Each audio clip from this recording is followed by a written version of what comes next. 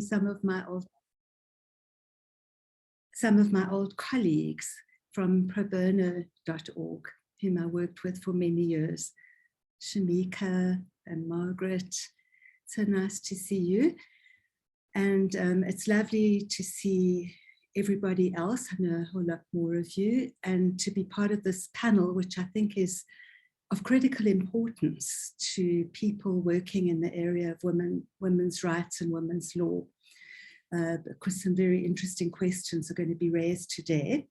So I'm going to share a screen just to talk about what we're doing, and then I'm going to introduce the 4 speakers, each of whom will speak for about 12 to 15 minutes. And then after that, we'll have a Q&A and a discussion. So at this moment, I want to just share my screen with you. Just tell me if you can see this. Can you see this, everybody? Yes, we can. Okay, so our topic today is the whole question of the naming of perpetrators, and we're looking at the legal issues, the challenges and conundrums which come with this, which are what our 4 speakers are equipped to talk about. The main thing here is that so few convictions are taking place in regard to sexual violence and sexual crimes. The criminal justice system is increasingly, and always has actually, failed women in the sense of not managing to get convictions successfully, which means that women are seeking justice in other ways. And really this panel is going to explore one of those ways, which is how women seek naming of perpetrators as their manner of holding them to account, which starts to cause a lot of difficulties in the legal system. And I think that's really what we'll look at today. But one must look at it in the context of a failed criminal justice system. And the reason for the issue arising in the first place is because perpetrators are not being prosecuted and held to account. So these are some of the questions that we're going to be asking. What are the perpetrators' rights of legal recourse in the case of public naming? What are the current offences to civil claims of defamation and criminal charges of criminal injuria? How should rights related to freedom of expression, dignity, equality, access to the courts, the rights of the accused, and freedom and security be considered in respect of the above? What is the applicability of Section 35 rights? What comparative jurisdictions publicly name their perpetrators? What's happened there? And existing case law, what about existing case law? And what legislation should be considered? And is there an opportunity to develop the law further to protect women? And what are the legal issues facing the media in respect of publishing survivor reports and experiences? And what are the implications of the Hate Crimes Bill and the Cyber Crimes Bill and other relevant draft legislation? So there are a lot of questions, and we hopefully will cover some of them and raise some of them in the discussion. But these are some of the issues that we are dealing with at the moment. And I want to get back to now introducing the speakers so that we can start the discussion. And our first speaker is Chrissy Blows. Chrissy is an attorney at the Women's Legal Centre. She's a gender and social justice activist. And the Women's Legal Centre was admitted as an amicus in the very recent Boysons versus Dolly Major case. And she will talk about that a bit, but she will also talk, she represents women who are naming perpetrators publicly, and will talk about a feminist approach to the naming of perpetrators. Your 15 minutes, 12 to 15 minutes. Thank you, Erika. Thank you so much. And good afternoon to everyone else. I hope everyone has had a good day and previous sessions thus far.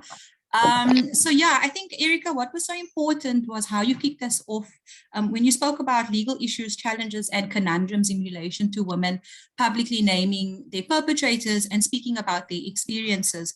And what you said at the outset was so important about how these types of cases have to be looked at within the context of failed criminal justice systems. And I would add to that, flawed processes, systems, not only within the criminal justice system, but whether it's in the workplace, in other courts, in respect of these issues missing a specific gendered and feminist lens in relation to them. And so I'm going to speak to some of the legal issues and the questions that you've raised, but give a specific idea and picture of what our context is in relation to those legal issues.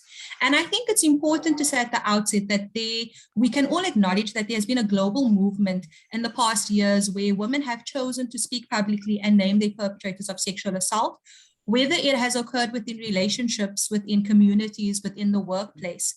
And so the first legal issue and question that we are often faced with in these cases are those concerning the rights of the perpetrator and the legal recourse a perpetrator has when being publicly named. I think that was the first question in the list of questions that you said we sought to address. And people often ask this question and link it to the fact that everyone has obviously the right to be presumed innocent until proven guilty. And so as a result, so they link the question, they kind of connect the question to that to say, and so as a result, no woman should be allowed to publicly name a perpetrator unless he has been found guilty in a court of law or another process. And our responses has been, some of our responses has been as follows to this first, I think, which we can say is a legal issue or a conundrum. Our response has been that at the outset, I think we disagree with the notion, and our feminist approach has always been the starting point to believe the woman who chooses to speak publicly. And we do so, and that is our approach, because we understand that being charged within the criminal justice system and or being found guilty is not indicative of whether the speaker's statement is actually true or not. We know this because, like you started, the context is that we have flaws within our criminal justice system in adducing statements at a reporting stage, in adducing evidence at an investigation stage, and because statistics show us a shockingly low prosecution rate. But more so, we know that even within the workplace or other disciplinary processes where sexual harassment occurs, where sexual violence has occurred, disciplinary processes focus more on the misconduct of the organization, the company, and it lacks a specific victim-centered approach. And so because of that context, we know that just because someone has been found guilty is not indicative of guilty or not guilty. So even if someone is found not guilty, is not indicative of whether the speaker is telling the truth or not. And I want to always just give a lived reality and context, which is important when addressing the laws in these types of cases. And that lived reality is so because we know that there is a huge underreporting of rape in South Africa. And why that is so is because the lived reality is that known rapists live in our communities, they are within our families, and they are within our workplaces, and they live with impunity. Women are scared to report due to the fear of further victimization, and also the process and the exposure that women are treated with within the court system and the line of questioning and the line of evidence. And so we know what that lived reality is for women and why there is underreporting. But then also when perpetrators are not charged, when they are not convicted, they are released back into that same community. They are released back into that same workplace. And that is the context within which to view that first legal conundrum and issue we face. This does not mean, however, that when a perpetrator has been publicly named, that he has no legal recourse. In fact, there are various legal avenues available to perpetrators, such as they can institute defamation proceedings. As you mentioned, there are criminal injury proceedings available to them. And in the alternative to those two legal proceedings, perpetrators also can choose to post. So where a woman chooses to post publicly about her experience of violence and then names her perpetrator, there is nothing stopping the perpetrator from on the same platform or a different platform in different media contexts to publicly post that he denies and this is not true. just to give some context into what these two options legally are for a perpetrator in relation to defamation and criminal injuria, we know that defamation is the wrongful intentional publication of a defamatory statement, which has the effect of injuring that person's status, good name, or reputation. The person being defamed really only has to prove that the publication of that it was a publication which is defamatory and that it concerned himself.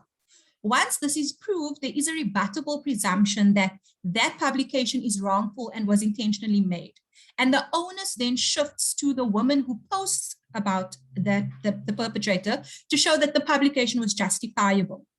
And it's also important to note that it is not only the original publisher, so it's not only the woman who speaks out and creates the statement who may be responsible for defamation, but it can also be any other person who repeats, confirms, or shares or draws attention to that publication. And in principle, they would also be responsible for the publication of the statement. And it's important for me to give that context because within a social media context, and we see this play out in many of these cases, this means that third parties who share, retweet, or like posts could also be charged with defamation. And I'm sure my fellow panelists will speak to that in the lived reality of all of the women who they have assisted, who have either been the women who have experienced it herself, or third parties who have posted on social media platforms of a story that they know and then have been charged with defamation. And so that's the outset and the context of which a perpetrator does find legal recourse and avenues. However, it is important also to note that there are valid defenses to civil claims of defamation and criminal injuria. So some of those defenses are that and so maybe before I just go to the defenses is that, you remember I said it must be that the defense must raise a defense that excludes either wrongfulness or intent. And our courts have found that these defenses must be considered within the broader context of freedom of expression, which goes to, I think, one of the other questions you had put up for us, because we know that there are intersecting rights that come into play with these types of cases. And then the traditional defenses, some of them to defamation, are that the statement is true, it is within the public interest, that the statement amounts to fair comment or freedom of expression, which is entrenched within our Constitution, and that the statement was made under privileged circumstances. So where in most cases women are threatened with defamation, it's important to understand that they too have valid defenses and that list isn't exhaustive. The second legal issue we face in these cases, and I almost want to put this up front, is the misappropriation of laws. So I've mentioned what the perpetrator's legal recourse and avenues are. But in almost 90% of all of these cases, women are not actually being charged with defamation. At the outset, they may receive a letter of demand, which threatens them with defamation, which requests that they take down posts, that they issue apologies, that they retract their statements. But 99%, almost all of these cases that I've come across, it's not women being charged with defamation in the cases that we have represented women. Women are being taken to the domestic violence courts, interdict protection orders in terms of the Protection from Harassment Act, and then also interdict applications in the High Court. And so perpetrators do not institute defamation proceedings. And this is deeply problematic, and I think goes to the core and the root of that context that you were talking about, in which these cases must be viewed at. Because what is happening is a repurposing of laws that were actually designed to protect vulnerable groups, such as women and children. And what we are seeing is that where women speak out publicly, perpetrators use the very laws that were designed to protect women to further victimize, abuse, and gag them. And this sees then a reinforcement of negative stereotypes and rape culture and silencing, but not only by the perpetrator, now also by our courts. And we've got a few examples of cases that this has happened, and I'll try to address it later on, but I'm cautious of my time limits. So I want to stick within the time. And we acknowledge, right, that every case before the court plays out a balancing of constitutional rights. However, that the balancing in these types of cases need to be taken within a specific context of gender-based violence, which is known and has been labeled as a second pandemic in South Africa. So while we know that everyone has the right to a fair trial, and the purpose for that is because cases obviously need to have a balancing of rights for a fair determination, If we apply this test to the outing of perpetrators online, our argument should be, or is thus, in light of the seriousness and frequency of gender-based violence, coupled with the inverse levels of accountability, it is in fact not unreasonable for a woman to publicly speak about her experience. And in applying these principles, other constitutional norms and rights come into play, such as the right to dignity, the right to freedom of speech, among others, such as the right to freedom of security of the person, the right to be free from violence.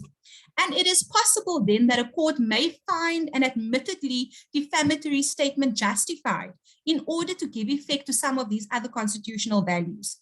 And this is a very important context in terms of balancing of these rights, because we saw it play out quite nicely within the Boyson versus Dolly case, which my fellow panelist, Advocate Brown, will speak to. So women who approach us seeking our representation and assistance and report having posted publicly to speak and to break their silence, because some women have been living for years within this silent compound of not being believed, of being ousted by family members and communities, and with the perpetrator within their surrounds. So they do this to break their silence. They do it to build community, to heal, to find strength, empowerment, and solidarity. And this is merely an exercise of their right to freedom of expression.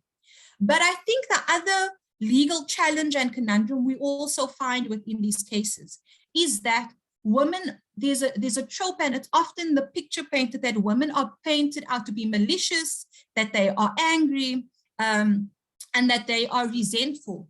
And we know that this cautionary rule has long been abolished, where women need to be treated with suspicion, but we still see it play out even in our cases today, where women are treated with suspicion within the legal framework, and perpetrators are treated with impunity.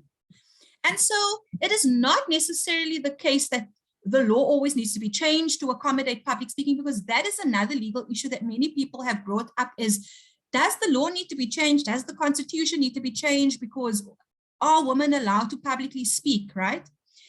And part of our context and approach is that these cases, the starting point is realizing that obviously women are not a homogeneous group, that they suffer discrimination based on their intersecting identities, and in the same within violence. And to achieve substantive equality, laws in these types of cases need to be evaluated and applied through a gendered lens. And when that gendered lens and that context is brought into these types of matters, one realizes that these cases are not just about the two parties involved, but that the outcome of these judgments have an effect on millions of women who are trying to navigate the horror of rape in South Africa. A good example of where such a lens was applied was the case of Boyson versus Dolly, in which the WLC made submissions as an amicus. And I think this is a good point for me. I'm very mindful of time. I think this is a good point for me to move over the discussion to Advocate Brown, who will be able to share some of the highlights of that case and the judgment with us, but I think be able to highlight how some of these legal issues, challenges, and conundrums were actually employed within that case itself. Thank you, Erica. Right, thank you, thank you. I just get the sense that you've got incredible experience, and you actually explained the law really, really well. So that was great, thank you. And there are a few questions that I've got, which we'll ask at the end. Advocate Chandra Brown has 10 years experience as an advocate, and she is involved in NARDEL, which is the national, she's the gender, thank you, the gender coordination, Western Cape Gender Coordinator of NARDEL, and you've been involved in Advocates for Transformation. She's also very interested in transformation of the legal profession, and she's been involved in the case that she's going to now discuss with us. So I'm going to hand over to Chandra. Thanks for being part of this panel, Chandra. Here you go. Thank you, Erica, and hello, everybody. And thank you, Chrissy, for making my job so easy, for setting the context so lovely. And so what I have to say flows in from Chrissy's background, because following from what she has said and the recourse that alleged perpetrators have in these instances when they are with public naming, is the story of June Dolly Major. Now, June Dolly Major's story has been publicized for a few years now. She alleged that in 2002, she's a priest of the Anglican Church. In 2002, she was raped by a fellow priest, Malvin Boyson, who is the applicant in this matter. And she laid criminal charges against him years later in 2016. But as is the case, as Chrissy explained, the state declined to prosecute, as we find in many of these cases. But the question that was asked or that we all wondered was, why did she not lay criminal charges against Boyson before? And June Dolly Major was persuaded by a bishop in the church after this incident, this horrific incident had happened, to not lay criminal charges against him and to rather think about the family, that being the church, as is the case of many other victims who are persuaded not to because of third parties, and to not think about themselves, but to rather think about the church, as in the case of June Dolly Major. After she was ordained, she again, prior to 2016, wanted to lay criminal charges and report what had happened to her. And she was again persuaded by a bishop in the church not to do so. Interestingly, and I'm just bringing it out here, there was a tribunal that found against her. And part of the reasoning for finding against her was that there was no evidence that she actually spoke to these two bishops to corroborate her version why she did not lay criminal charges. But in any event, after years later in 2016, it appeared that the pressure and the trauma of what had happened to her got too much. And so what she did was she resorted to social media.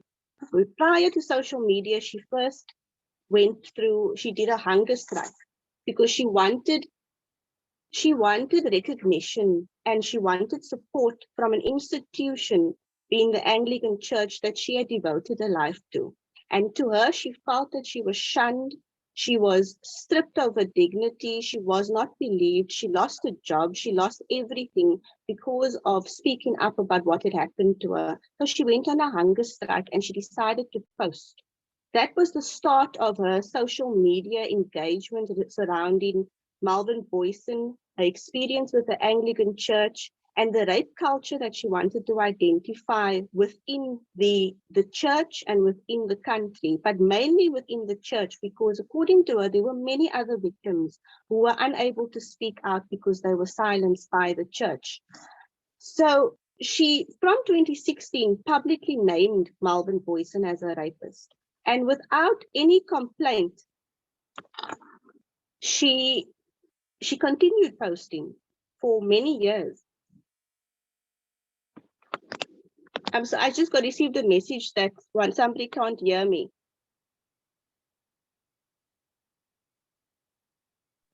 I can hear you.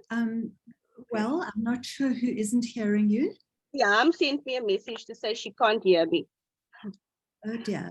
But you are coming over quite clearly. Okay, no, that's fine. I just wanted to make sure. So since 2016, as I was saying, she was posting on social media, and she basically begged the Anglican Church to do something about what had happened to her, to do something about her alleged perpetrator, who she says was still ministering. And in one of her posts, she said that he was ministering in Salt River Anglican Church. And she spoke out about rape culture. She spoke out about him. But she initially, when she posted, and as is the case, I think, of many victims that we have seen now, she started posting for herself as a way of healing and dealing with it, and to identify and expose how the system silences victims. But then she realized that her following and the message was being supported and followed by many other people, because through her speaking about her experience, she received so many messages of support. She received so many other reports from people that she would never have expected, who informed her that the same thing happened to her. And she started realizing, and this is what we got out of the case, the essence of the case, she started realizing that she had built a community of women, of victims and of survivors and people and our intention was also to educate victims and to educate survivors, because in most instances, people don't know that what is happening to them is wrong. And she created a Facebook page called Reverend June Dolly Major, and all other victims of sexual violence. She started doing Thursdays in Black and so forth. Then at some stage, the Anglican Church created a body called the Safe and Inclusive Church Commission. And she laid a charge against Melvin Boyson. Since 2016, up until last year, being 2020, for 4 years, she was begging the Anglican Church to do something about what had happened to her. And finally, last year, they listened. And the Safe and Inclusive Church decided that there is a prima facie case against Melvin Boyson, and he was suspended. Following that decision this year, and this is where the case came in, on the 12th of March this year, June Dolly Major, in front of the cathedral, had a placard where she had written down that Melvin Boyson raped me. This was posted on Facebook, and it received a lot of traction. It went on into, I think, the Cape Times or the Cape Argus reported on it. And following that post on the 12th of March, the 19th of March, a few days later, Reverend Boyson instituted interdict proceedings against her, the essence of which was to silence her. Now, the basis of the interdict was that Reverend Boyson wanted her to remove all posts which he said was defamatory. He labeled it defamatory. As Chrissy, I'm tying into what Chrissy has spoken about before, about the recourse and how they approach courts, alleged perpetrators approach court, claiming that the statements or the truth that the victims are revealing on social media is defamatory in nature. So he alleged that it's defamatory because she alleges that he is a rapist. He said that he is a priest and he's reliant on his reputation. And basically, what she is saying is patently untrue, and it's defamatory in nature. He says that video was clearly intended to damage his reputation and humiliate him. Now, he was successful. He obtained an interim interdict on the 25th of March. Reverend June was not represented at that stage. She finally approached an attorney, Bradley Jones attorneys, and he decided to represent her. He believed in her cause. He briefed me on the matter, and after listening to her story, and after going through all her posts, doing a deep investigation into her posts, it resonated to us that her post actually had nothing to do with the applicant. And I think it's also important, and I hope I'm not going over time, but it's also important at the outset to mention that the first thing that we noticed from the relief in the notice of motion being the interdict and from the nature of the allegations was what Melvin Boyson actually wanted the High Court to do was to make a final determination on the rights of the parties which had to be made in a defamation case. Because what we have noticed is that in these matters, and the perpetrators come to court claiming that these statements are defamatory. So they don't go to court for a defamation action. Because Christy has told you now what the requirements for defamation action is. It is more stringent, actually, than obtaining an interim interdict, because all you need to prove in an interim interdict is a prima facie right, although open to some doubt. So what they do is, alleged perpetrators, they come to court with an interdict, wanting the court to pronounce on whether or not the statement that the victim has made is defamatory. And that cannot be done in an interdict. And we are grateful to Reverend Boyson's case, and because of a story is so powerful that we were able to put forward the opposition and the defenses that we did of truth and public benefit. And also in terms of making, for the first time, having a court actually consider the context within which her posts were made. Because it's not so much as to say that June Dolly Major posted that Melvin Boyson is a rapist. That is not the consideration that we want the court to have. We actually want the court to look at the broader aspect, because this is a consideration of rights. And the first thing that we presented was that the order sought was clearly sought for the purposes of silencing June Dolly Major, as is in the case of many other victims and survivors. I don't like using the word victim, so I'm going to continue using the word survivor, because I do think and I believe that they are survivors, and that is what June Dolly Major has shown us. She is a survivor, irrespective of the circumstances and irrespective of the outcome, especially the tribunals. And what we put forward was that ultimately what the order was trying to achieve was to strip June Dolly Major and all other survivors of their dignity, their self-expression, and their equality. And the basis of our argument, as I said before, was that this was no longer about June, but this was about the larger community that she represented. And since one minute. And by telling her story, she was able to create this community. And the highlights that came out just briefly from this case, and I think it's a start in terms of developing the law further, because the remarks were made. The highlights was, interestingly enough, the Melvin Boyson's complaint was about the words that June Dolly Major used. According to his argument, if she had said that she alleges that he raped her, instead of saying that he raped her, that would have been fine. Secondly, the court, and this is what we can use going forward, the court said that proposition is it is outstanding, that an alleged rapist should have editorial rights over his alleged victim's narrative. And this, I think, we need to speak about, and we need to broaden upon it. Lastly, because I only have 30 seconds, is that the court, importantly, for the first time, looked at the context of the post. And this is what I think we need to look at going forward. The context is important in terms of fighting against these kinds of frivolous applications against perpetrators. And just 5 more seconds. The one thing that we mentioned that was not considered is that at some stage, the legal system and the courts need to step in, and they need to stop these kind of applications, because perpetrators go to court, as I said, for an interdict. So they approach the domestic violence courts and they approach the high courts for an interdict.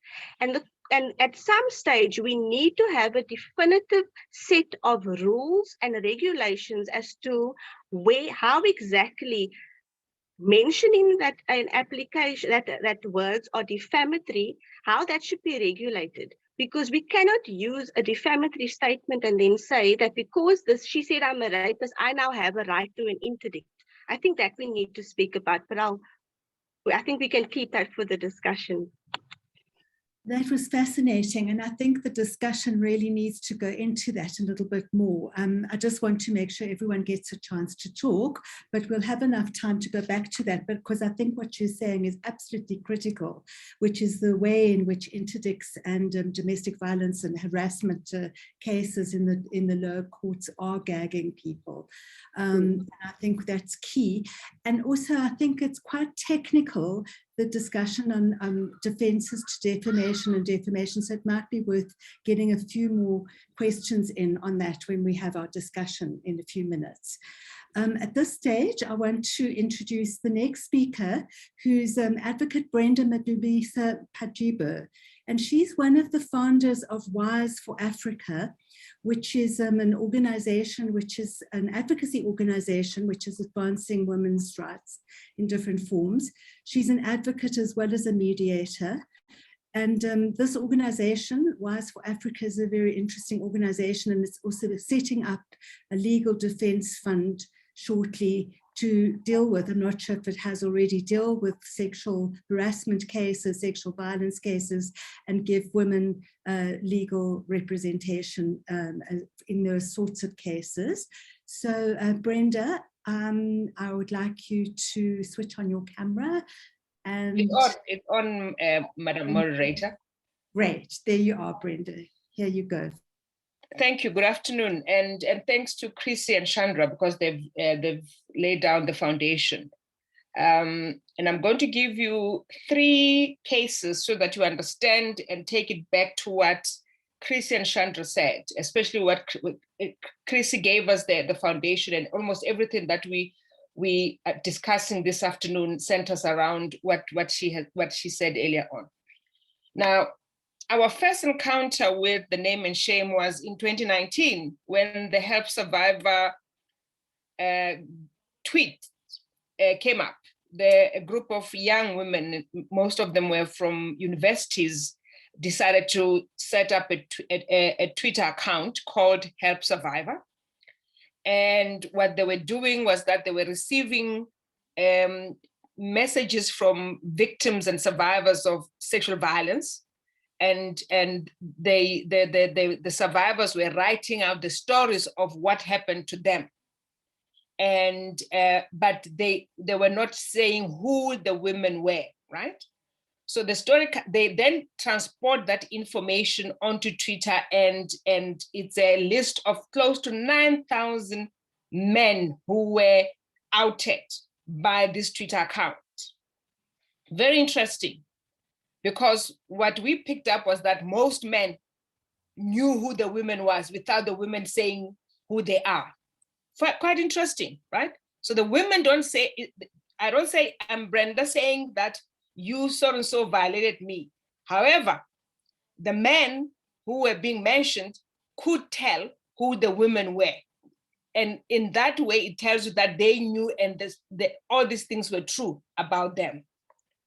We received over 30 to 40 cease and desist letters and letters of demand from some of these perpetrators of sexual violence, wanting Help Survivor Twitter account to be shut down, and threatening the Twitter account holder with court action, defamation, criminal injury, all of it. Out of the 30 to 40 cases, only one went to court, and went to court in the South High Court, which is Pretoria High Court. The complainant was a gentleman who approached the court and demanded that the Twitter account holder must apologize for the false statement attributed to that Twitter account, on the basis that he sexually violated another individual, being the woman who he did not know, but he was suing the Twitter account holder, and also demanded damages in the amount of 800,000. But it was fascinating in this court when we went before Judge Miller, who was acting judge at the time. Immediately, the complainant's attorney addressed the court, or the advocate addressed the court. The judge said, "I'm telling you now that I'm not going to award you those damages of 800,000," which was interesting. And what the judge said, "I'm not going to sit here and try and deliberate on this issue. I want the parties themselves to reach a settlement." And I want people to understand that it was in the morning at 10 o'clock. We could not agree on a text on the settlement until around 5 in the afternoon. We were in that court from morning until 5 o'clock, because the other side was demanding that we must say the statements were false. And we kept on saying we could not say that, because it's the story of another woman. We can't, as the vehicle that took that information and put it on Twitter, we don't know whether that information is true or not. So we can't talk to its veracity and truthfulness, and we're not going to be asked to say it is false. And we managed to have a settlement agreement, because they want us to apologize publicly. And by that time, Twitter had already taken down the Help Survivor Twitter account, so it was no longer there. So if you're saying to us to apologize, and you want us to use the same medium and the platform, we can't do it because it's already gone. They've taken it away. So the only thing is you are going to have this piece of paper. You're not getting your damages of 800,000, but we will apologize for being the ones that put it out there. We're not apologizing for the contents of the tweets. And we never heard from the other side. That's all that they got.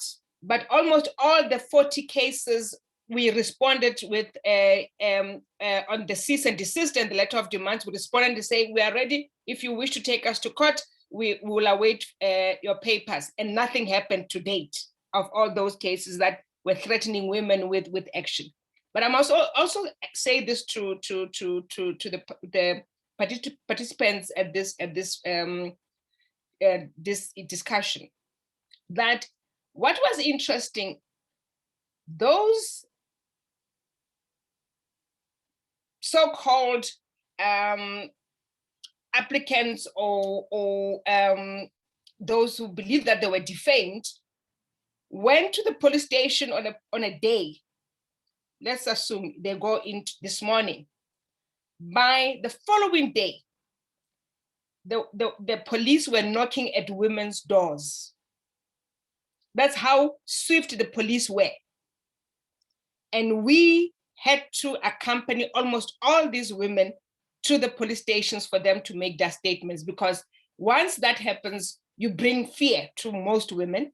They don't know what criminal injury is, and they needed support, and we're a buffer and we're there to support them. But it's interesting to note that the police were very efficient and swift. They were able to respond immediately with these criminal injury cases and go after the women for them to threaten them with arrest. And that's the one with the help survivor. That was the only case that went to court. The rest were threats of demand letters and cease and desist letters, which we responded to, and we have never heard from those individuals till today. The second case is the Megan Gali, which is in the Cape Town High Court. Megan was a student at UCT, and UCT announced some new lecturer joining UCT, and Megan then on social media said, oh my goodness, this is the individual who tried to sexually violate me on a particular day. The gentleman then approached the court for defamation. And the judge, and we are on appeal at the moment, will be before Judge Slinger in the Western Cape High Court next week, because we are appealing that decision because the court did not even consider Megan's evidence, ignored it completely, even when the judge himself says the manner in which the gentleman or the complainant behaved and even tried to force himself. This is the judge in his own words. He says it in his judgment, but still does not find that behavior to be violent and to be a violation of Megan's rights. Nothing. Finds in favor of this lecturer, and even award costs against Megan.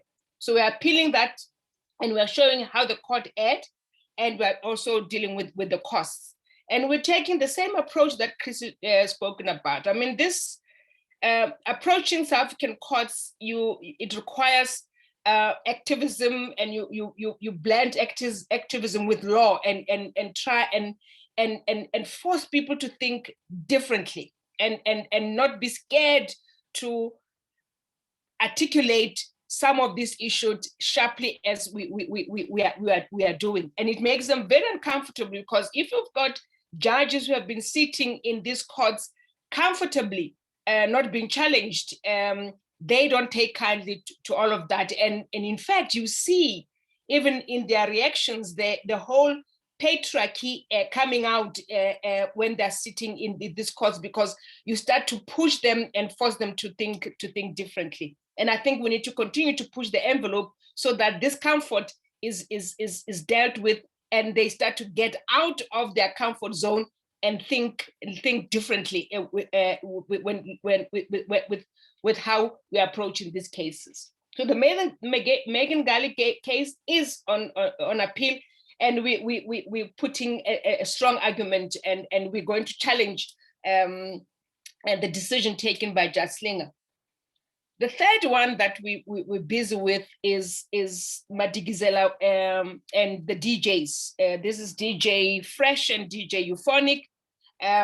You would have seen that Ms. Madikizela went on Twitter and asked the question to the two DJs and said, did you, so-and-so, DJ Fresh and DJ Euphonic, sexually violate me in 20 whatever in Pretoria? And instead of responding to that, as Chris was saying, because they have a choice. They could have responded to that tweet and said, we think you are wrong because it was not us, we were never there on that day. Instead, they did not do that. They then went on the rampage, attacking her person and trying to portray her as a liar and someone who's after money. She then went to the police and laid a criminal case against them for sexual assault. That if we can tell you the conduct of the police and how they address the investigation, you would be angry and upset and want to do something about it, and which is what has happened, because we have taken the police on and we are suing the police for their failure in dealing with this case in the manner that is in line with their standard of service to citizens of this country. Because they allowed a third-party private investigator to conduct an investigation on their behalf for this case. Now that's ridiculous, preposterous what they did. And then they take the docket and give it to the NPA. The NPA, based on the third-party information that is now in the docket, the NPA declines to prosecute. Ms. Madikizela is not told about that decision.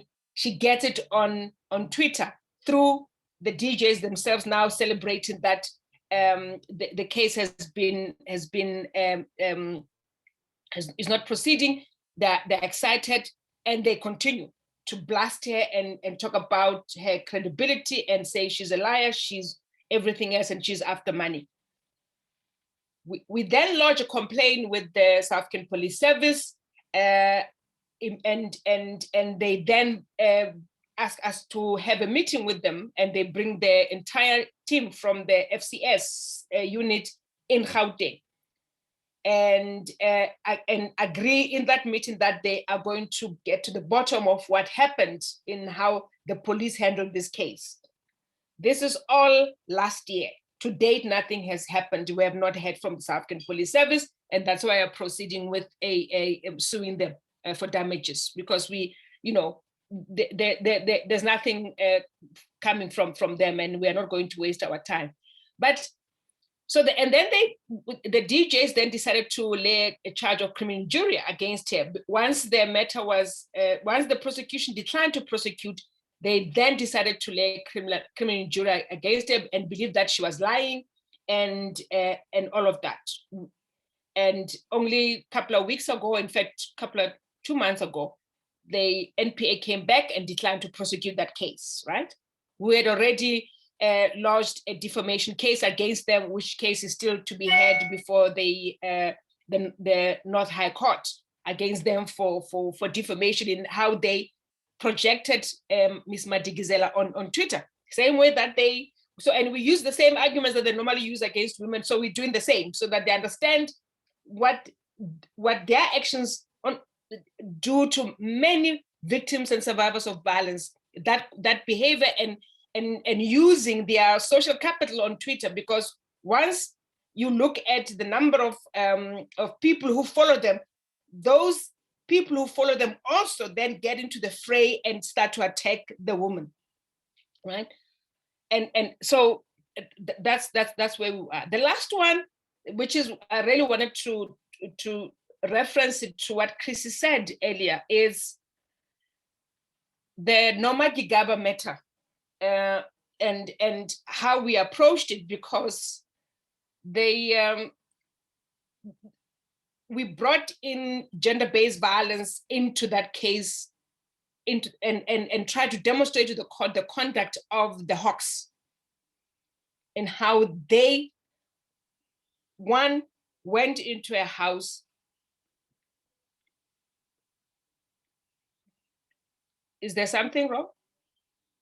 Oh, 1 more minute. Okay, thanks. How they scared her and intimidated her. And we used, I mean, we even took we relied on the CEDAW convention. We brought them into the South African law, because we are signatory to some of these conventions, just to demonstrate the importance of women's rights and tying it into the Constitution, right to dignity, right to privacy, all of that. And we were successful because the judge was scathing on the conduct and of the Hawks in how they handled that matter. So we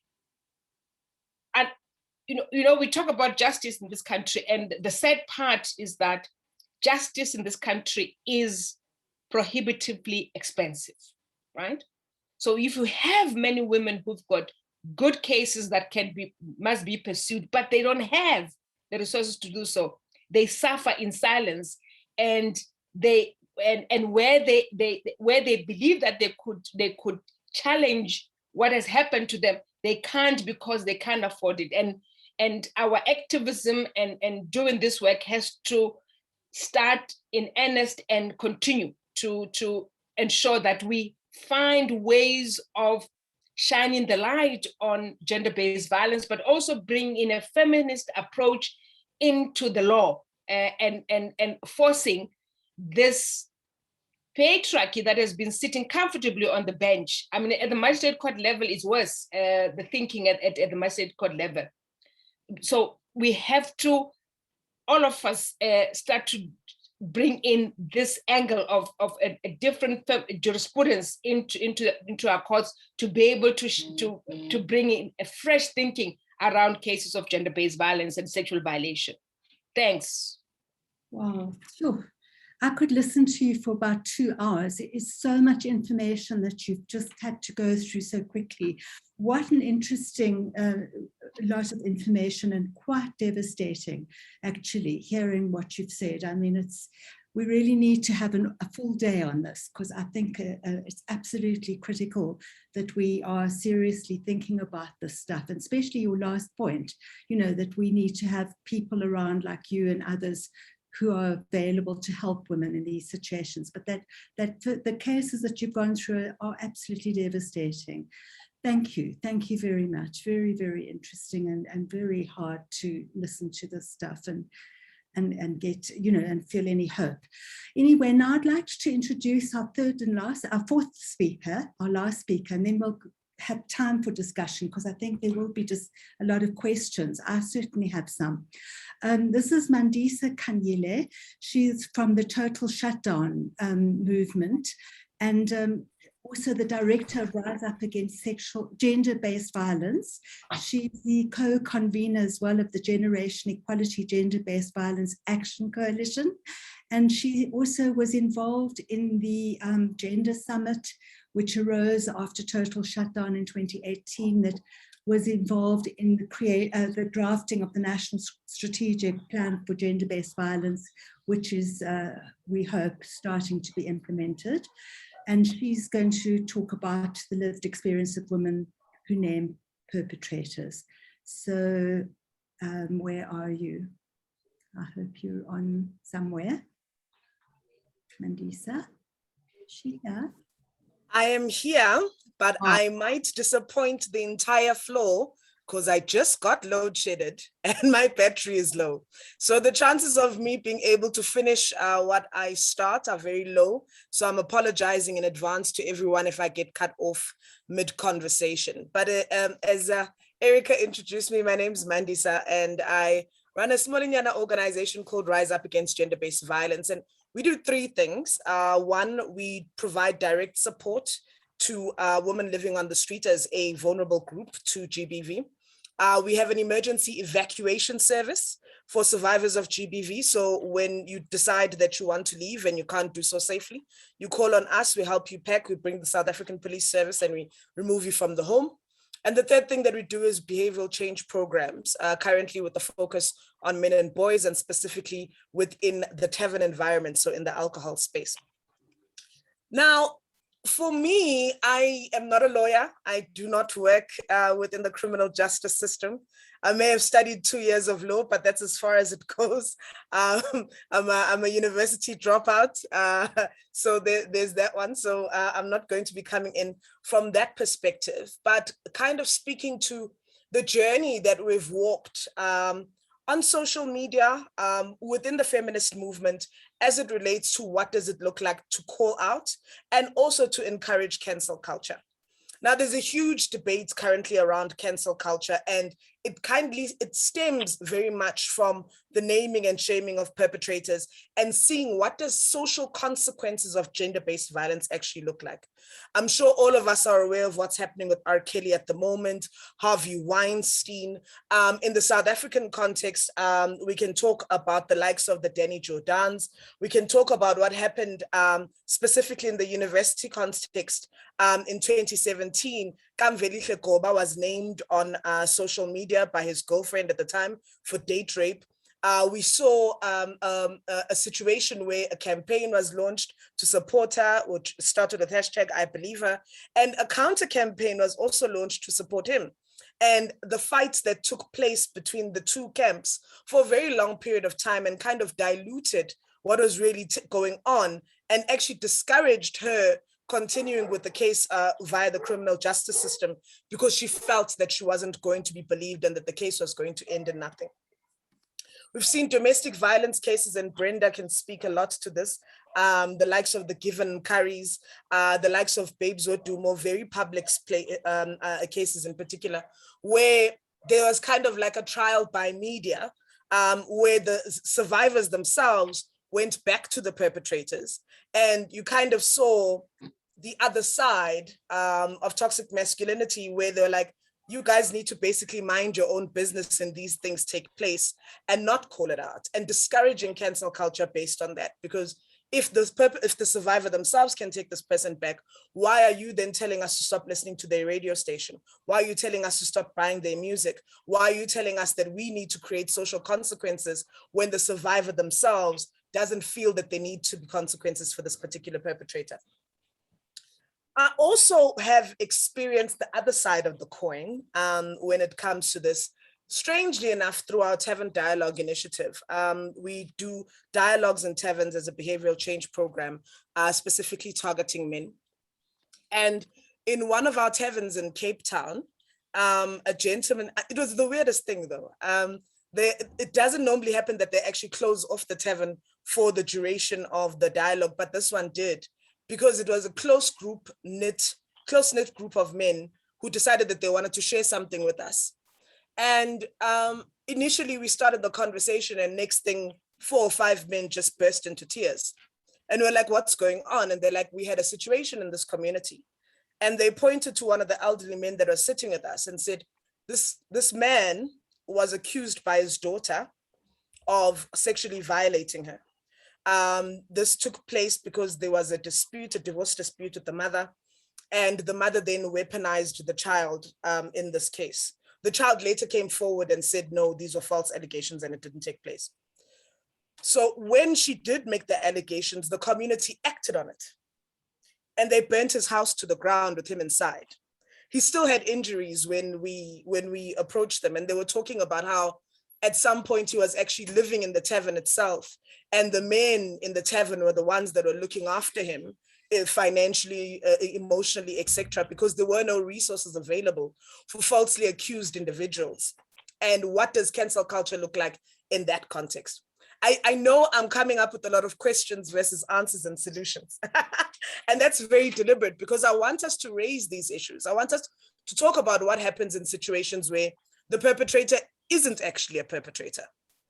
how is their recourse, and how do we get justice in those kind of situations in particular?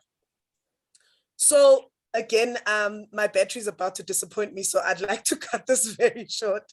I'd like to leave us with those questions to talk about really where are we going with cancel culture? How can we utilize it to create social consequences for GBV, but do it in the right way, where the right perpetrators actually get to see. We don't want to be spending our hard-earned monies helping perpetrators make more money.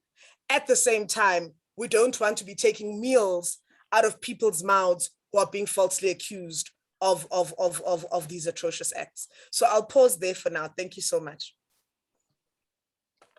Thank you, Mandisa. I hope you have enough battery to watch the rest of the panel, because you've raised issues that I think are important. The question of the sort of cancel culture and the effect that allegations can have on a person. And I've seen it among young people, and I'd be very interested in the panelists addressing one of my issues, which is how among young people, and I'm talking here about kids between, say, 18 and 21, you know, younger generation, university students, high school students. I've seen a couple of cases where boy students or young men have been cancelled because of allegations, and they sort of had a very difficult time in basically coming back. And it's a very difficult question, because I also feel that there's got to be a lot more work done with youth. And I'd be very interested to hear people's views on that. But I'm opening up for discussion, and I just want to mention something that Jackie Dugard mentioned in the chat, and I'm wondering if, Jackie, you would actually come on and talk to this issue, because I think it's just come out today, this Eastern Cape judgment on the Loyiso Coker judgment. So since you've raised the question in the chat, it's a little bit off topic, as you said, but I think it's very relevant and it's very topical. So Jackie, are you around, and would you mind putting on your mic and perhaps your screen and talking to the issue? Hi, yes, I am around. Thanks, Erica. It's good to see you, and thanks for an amazing panel, really amazing. And to everybody for the cutting edge, incredible work that's being done here.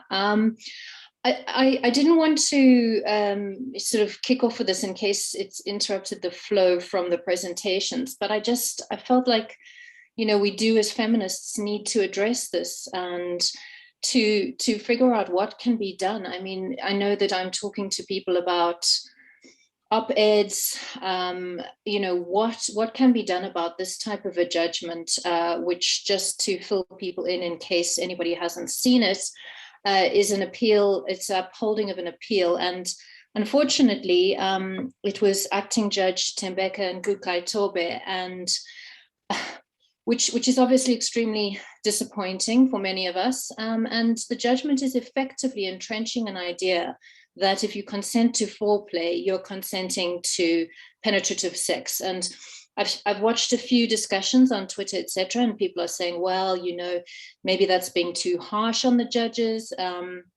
However, I think that what is very clear in this case is that it does raise questions about patriarchal modes of adjudication. I don't want to put it, and positionality, I would say, which I think we all need to reflect on in our practice, in our praxis, because I think that there are opportunities to develop the law. There may be certain constraints within which we have to work, but I'd really be interested to know from the perspective of the panelists, especially, what they think of this judgment and whether the judges were bound to uphold the appeal, or was there, you know, room to have come up with a more progressive judgment, to have developed the judgment, to have listened more to the wording of what the complainant, the victim, was saying about the encounter. I shouldn't call it an encounter, about the attack. So yeah, thank you very much.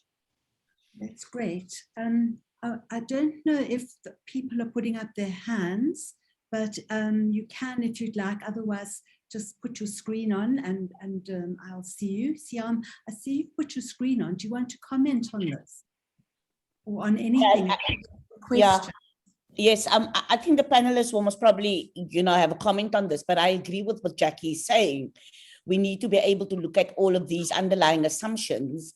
But one of the challenges faced by feminist litigators, and specifically those working within the public interest sphere, is how to make the law more sensitive to women's experiences. And it's especially what most of the panelists have spoken about, and specifically the strategy involved in identifying to a court how the law affects women's lives. And we try to improve women's social and economic status and to reach those women most in need, and to enhance also women's self-respect and power and ability to change their own existing institutional arrangements. And I think that it's quite sad that this particular judgment was given by who one would perceive as a fairly progressive judge. And it fundamentally goes to the issue of what is consent.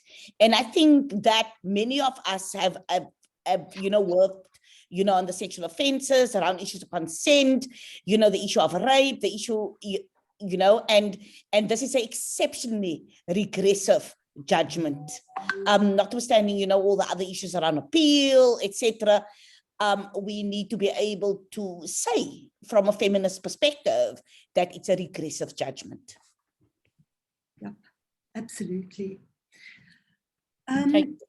Yeah. Are there people who want to respond to some of the panelists? I mean, not only do we want I don't want to sort of direct the conversation, so we can talk about the judgment and about this very big issue that Jackie has raised, but we could also talk about some of the issues raised by the panelists earlier on, which I found of huge value. And I'm wondering if people have anything they want to ask, any questions. If you have a question, I'm not seeing hands, so you can just put your camera on, or you can just talk and it'll probably come through. Otherwise, I have a few questions. I'm not sure who to ask them to. I was quite interested in the last point, but unfortunately Mandisa's disappeared because her battery failed. But I wonder if any of the other panelists have anything they would like to. I would be very interested in pursuing a little bit more of the conversation about cancel culture and some of the points she was raising. I think perhaps Brenda, you would want to just maybe respond to some of that, those issues. I'd be interested in your views from partly from places. Yeah. So, on the cancel culture, we were taken to task when we last year with the Given Macquarie and the president wanting to attend the presidential conversation, whatever that it means. Mm. And many people kept on saying to us, but on effect, Macquarie himself, so quickly, when we wrote that letter to the president, registering our dissatisfaction with him having been saying to us as a country that gender-based violence is a pandemic, and he is in the forefront of ensuring that we address it. And here you are going to attend a function, and you are invited by this individual who has not, in our view, atoned for his actions, because it was in the public domain that he was violating and physically abusing his wife. We were then called to a meeting in the presidency, and in that meeting we found Given the wife being part of that meeting, to our surprise. And in that meeting, Mr. Macquarie himself kept on talking about how many organizations that he supports in GBV. And our viewers, I kept on saying, I really don't give a shit that you're supporting these organizations. You have not demonstrated on your part and come out openly that you have been violent to your wife. And in fact, this is what you're going to do to address your violent nature, right? That you support and 20 other organizations, that's for you. And if you feel that that makes you good, that's for you. So and when we took flag, people are upset that we're destroying a Black man and a businessman who is who's into media, and really we are petty and what do you call, they call us feminists who are bitter. Yeah. So and the position that we took was, we will not go on to Power FM, and we don't go to Power FM precisely for that reason, until for me as an individual, the atonement must come from you, the person who has done this act, has committed this act. You know that you have done. So running away and running around trying to find justification to explain it away, it's not going to assist you. At some point, you have to reckon with that on your own. And I believe in time doing that for us, right? So if that's a form of cancel culture, let it be. But I mean, I would not engage with you until I have seen from you that you have attempted and you are willing to change your ways and start to hear and listen to what we're saying on a daily basis when we say believe her and believe the victims and survivors of violence. That's one. So the cancel culture, and I wanted Mandisa to be here because when we start to fall into the trap of false accusations, we literally drown the many cases of women that are legitimate where they've been violated, and we want to expend our energies and time on these false accusations. And the truth be told, that it is a drop in the ocean of people who are falsely accused, right? As compared to the number of women and LGBTQ communities who are sexually violated and abused in their numbers. So I am looking for in fact, I remember a conversation with someone who said, if we were to move on and try and get things and justice for many victims and survivors of violence in this country, is that maybe we should have an amnesty. And so the men must come out openly and say, I did not, at the time when I did what I did, I didn't understand that there was no consent, right? And now that I understand what consent means, I realized that I was violating another human being, and for that I'm sorry. So, and allow that amnesty period for all these men to come out into the open and acknowledge that maybe I was young at the time. This kind of speak of us referring to women the way we refer to them and thinking that we can take from them violently. It was a culture that I was part of. But now that I hear and understand what is at play, I have stopped, or I refrain from those kinds of actions. And lastly, Madam Moderator, and I think we need to accept that the law transmits powerful messages between men and women. And you see it in the different courts. You see it with clerk of courts. You see it with prosecutors. We see it with interpreters. We see it with the magistrates themselves, whether they are women or men, and the judges in the High Court. In the help survivor case, Judge Miller, who is a man, why he was able to be sympathetic to our cause was precisely because he had a daughter at Vets who had been discussing these issues with him, right? Who was talking about cancel culture, was talking about the activism on campus. So he was fully in tune and aware that this is possible in the campuses because his daughter was able to talk to him about these issues and talk about her experience being a student at Vets, right? So that helped. And can you imagine if almost all these judges had that same experience of understanding what it means for women who get violated at universities, at TVET colleges, at home, and everywhere else, a decision like the one that has been made by Nugaidobi would not have been possible, would not be possible. And I think most people are disappointed in Nugaidobi because of who Nugaidobi is. And we thought that Nugaidobi is progressive. No, Nugaidobi is not progressive. Maybe it was progressive because of the kind of cases he was dealing with. Now that he was confronted with cases that involve gender-based violence, rape, his masculinity and his socialization as a man came out, and had to, and that's what has come out, and how he has dealt with this case.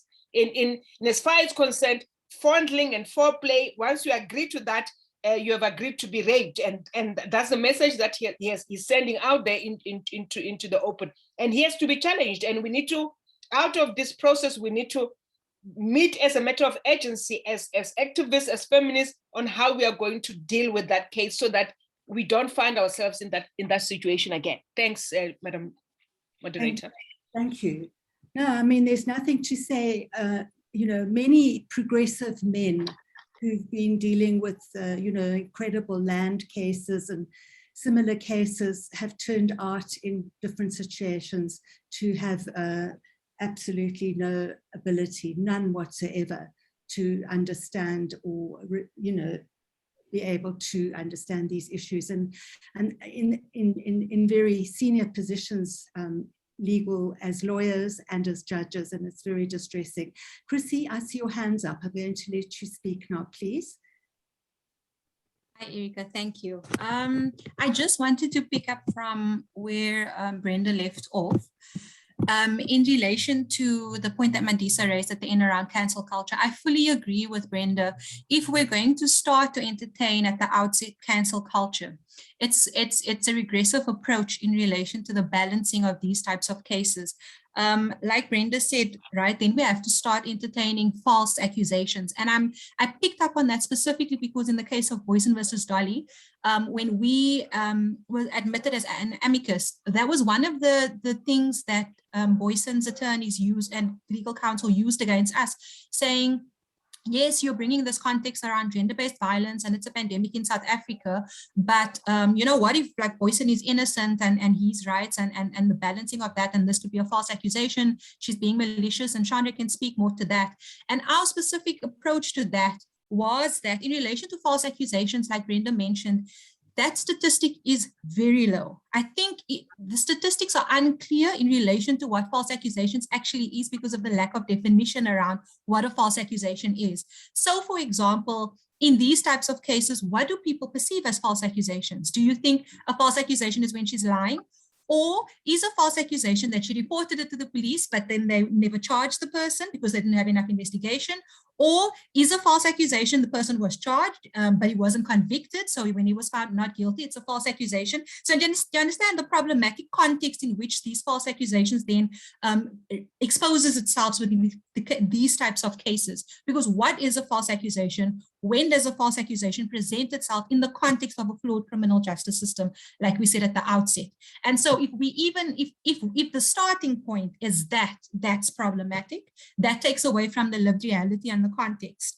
And then it also just, I think like you mentioned, we then have to acknowledge that these are part of the social consequences of these types of cases. And why it's so important for people to start accepting that. So to start moving away from the starting point of cancel culture and false accusations, but to start at a point of this is the social consequence of these types of cases because of the pandemic of gender-based violence in South Africa and an attempt of these cases to curb gender-based violence. And once we start at that context, we'll actually merge with so many other jurisdictions around the world and other cases that are happening in other countries, like the States, like in France. There's a case, it's called, it's called Miller versus Brion. So a short synopsis of it is where Miller broadcasted about Brion, revealing how he had made sexual and derogatory statements around her and her body. And she had tweeted this, and he sued her for defamation. And in the lower courts, he actually obtained an order which ordered her to pay a sum of amount in damages towards him. And she took that on appeal. And the appeal court did this exact balancing that we're talking about. We had looked at proportionality. And it said, so she had said that she had posted this. It was in the context of the global Me Too movement and women speaking out, and that she had posted it about the power imbalances within the workplace, sexual harassment in the workplace, and then that this experience had happened to her. And the court balanced this and looked at the balancing of rights. And when they balanced this right, if it is worth then limiting her right to freedom of expression and that proportionality. And the court actually found, the appeal court upheld her appeal. They found that when statements are part of a debate of general interest, because her statements aim to denounce the sexual and non-consensual behavior of men towards women. So that where these physical or verbal assaults happen, they have too long been tolerated or passed over in silence and widely known and cannot be perpetuated. So in those conditions, the pronouncement of a sentence, even if only civil, would be a disproportionate infringement of the freedom of expression and would likely to have a dissuasive effect on the exercise of this freedom, and it's going to have a chilling effect. So what we are doing is not unknown and uncharted and very foreign. It's actually happening across the world. There are other cases which have dealt with the exact same types of issues, and their cases and courts have realized that these are part of the social consequences with relation to this movement of speaking out. And so I just wanted to add that just to bolster and add to what Brenda was saying in relation to this. Thank you. That's very helpful. Chandra, you've got your hand up. Oh, thank you, Erika. I just wanted to make a remark. Cases such as the one that the Eastern Cape judgment today is the reason why women go on social media, why they have resorted to naming and shaming. There can never be atonement by perpetrators because our justice system is not gender sensitive. Cases are not decided through a gender lens. And this case today is a clear example of that. It is an example of, it takes us back. We have regressed because it takes us back to the days where if I'm dressed in a hot pants and a bra, then I'm asking to be raped. And it is really shocking and disappointing that where we are at now in our political and legal climate, that we still have judgments like this. And it also, I don't know how we are going to deal with this, but I do think that we need to start aggressively attacking cases like this. We need to go public with it.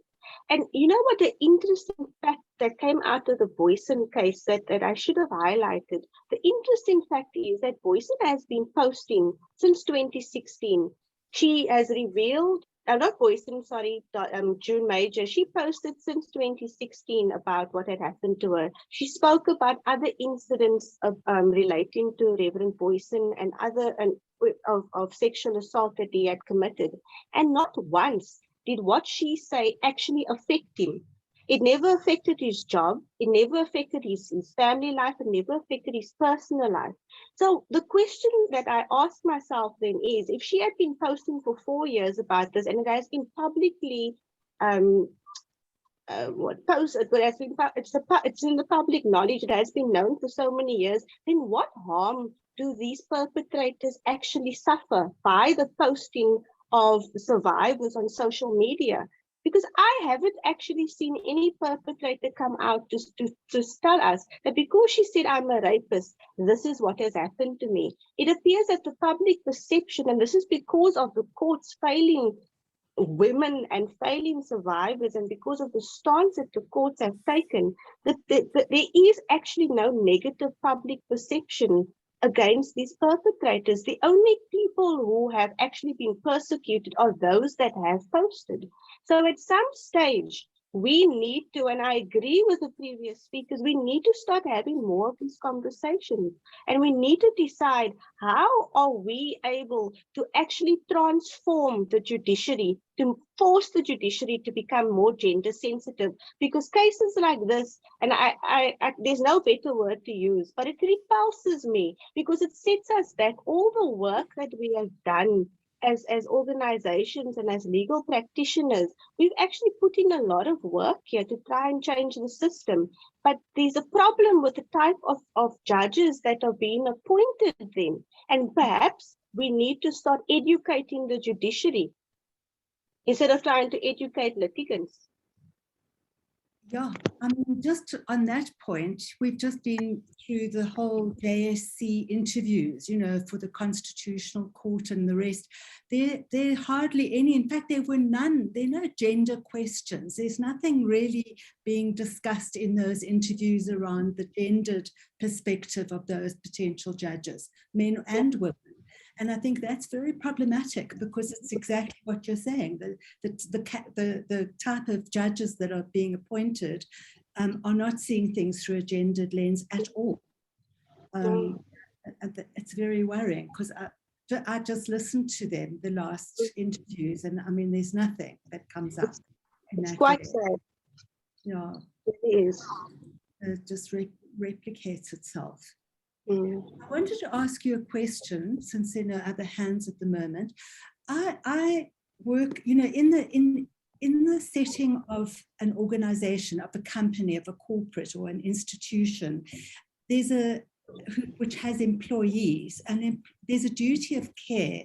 The employer has a duty of care to employees to protect them against discrimination, sexual harassment, and so on. And if the employer doesn't protect an employee, the employee can sue the employer. Does this not operate in the church? I mean, because this was a church case. What was the status of of Dolly in relation to the Anglican Church that she could not sue them? She's not an employee. I was just interested in that particular angle, because in the institutional setting, in the corporate setting, an employee does have a right to claim damages if an employer hasn't protected them against rape and sexual violence. And there've been some very interesting cases in the Labour Court where women have been, compensated. Not that it's, monetary compensation, damages claims. Erika, the funny part is Dolly has such a great admiration and love for the church and the Anglican Church that I wondered about it, but she never pursued it, and she could, because they basically forced her out. It was tantamount to a constructive dismissal what had happened to her. So because of how and remember, because of the church has always been an institution on its own, and she was ousted by the top officials in the church. So what recourse would she actually have had in the High Court when we have a bunch of men who decided that what she was saying was wrong, would have fought her until the very end? So when this tribunal or this commission was instituted or was created, it was actually created because a journalist, we mentioned it in our papers because Dolly spoke about it, a journalist had accused a priest of sexual assault, and the church had done nothing about it.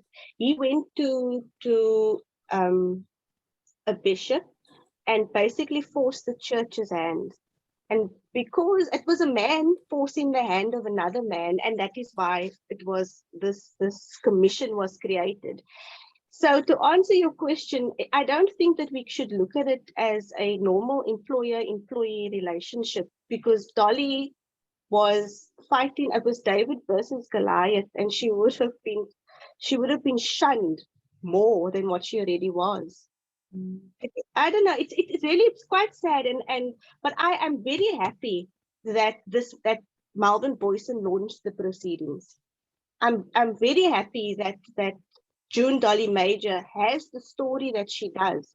Because of her traction and because of her following, we were able to elicit those few comments from the judge, and who happens to be a female judge. And I wonder what the outcome would have been if we were actually appointed to a male judge. But those comments, it might not be part of the order, but it is something that we can use for further cases. And I think that we need to start using it to develop the law and to force the system to actually start looking at these cases from a gendered lens. And the last point I want to make is, I do also think that it's pointless for us to be doing all this wonderful work and all this wonderful research if we are unable to actually gain judgments that can assist us. And so, as you said about the JSC interviews, I watched most of them, and I didn't find any question relating to gender-specific issues. Housing is important, yes. The Rule 46A applications are important, but most of the times those homes that are being executed on are owned by women. It's women-headed households. So we don't look at things from a gendered perspective. And I don't know, maybe our next seminar, Erika, the next seminar that you have should be where we invite all the judges, and it should be an education of trying to educate and judges, and to try and get the legal system to start seeing cases through the lived experiences of people and in the context in which certain things have been done. And I applaud Judge Bartman for finally taking the context of these posts into consideration, because had she not done that, we probably would have had a different outcome. That's right. No, absolutely. I think another area for discussion, which is the whole appointment of the judiciary. I mean, I've been working on policies for TVETs and institutions of higher education, and we promoting that when staff are appointed, there needs to be a discussion around their attitude towards gender and sexual violence, and that needs to be part of the interview process. And of course, if there's any question mark on past behavior, that needs to come out. But one should be doing this in all institutions, and the judiciary in particular. Yes. And it's a key issue that has to be confronted. Yeah, I agree. Yeah, are there any other points? Because I've got a feeling that we're going to be booked out in a minute. I think it's the end of our time. Before we go, I just need to tell you that the next PILG session, which you are all invited to attend, is called The Role of Donors in Responding to the COVID Pandemic and the Future Funding of Public Interest Work. I think that's an important discussion, because I think the future funding of the kind of work that Brenda's talking about, where legal, more women are needing legal assistance. The Women's Legal Centre, I think, is probably one of the only and few organizations, and there really is a requirement that the donors start coming to the party, assisting women. And I think that this next panel is actually quite important, and we should be confronting, talking and challenging donors to be funding these kinds of cases and assisting women in these cases, because that's one of the big, one of the reasons why a lot of the cases don't get to court at all. Is there any, would any of the panelists like to say a last word before we close the panel? You have a few minutes left, and they haven't told us yet to go. They did say to me I must end it at 15:15 exactly, but they seem to have forgotten about us. So if anyone wants to add anything, any last word or any point, because I think this is a panel that needs to be taken further in more depth. But I'd like to thank you. Agreed. Yeah, thank you. And thanks to Brenda, Mandisa, Christy and Chandra. It really was great to hear your views. And I really think we must try and find time to do a day long, because there is a lot to talk about here. Yeah. But thank you for participating. Brenda, did you want to just have the last word, please? No, thank you. No, thank you. Yeah. Thanks.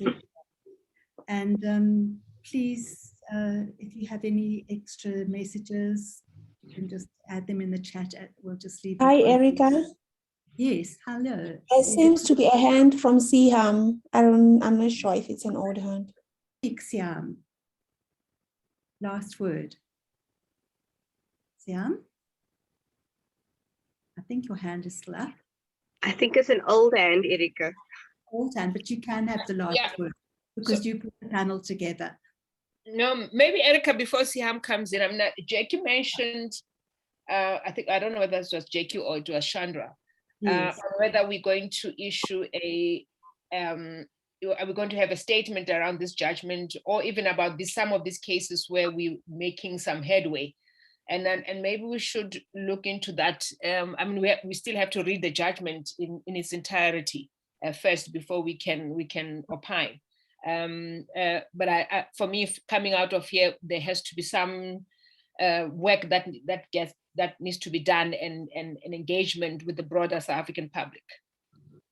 It would be great if we could get hold of the judgment. I'm not sure if that would be possible and possibly. I can send the link. That would be great. Thanks, Kayan. That would be great. Thank you. If we could get maybe the PILG organizers to send it to everyone, or maybe Siam or Women's Legal Center could. Yeah, if they can coordinate all of that, Oh, it would be appreciated. Yeah. Good. Thank you. Thanks, everybody. And Thank you. We'll carry on with this conversation in due course. Thanks for participating. Thank you, Erika. Thank you, everyone. Okay, good. Bye-bye then. Bye. Thank you. Bye. Bye.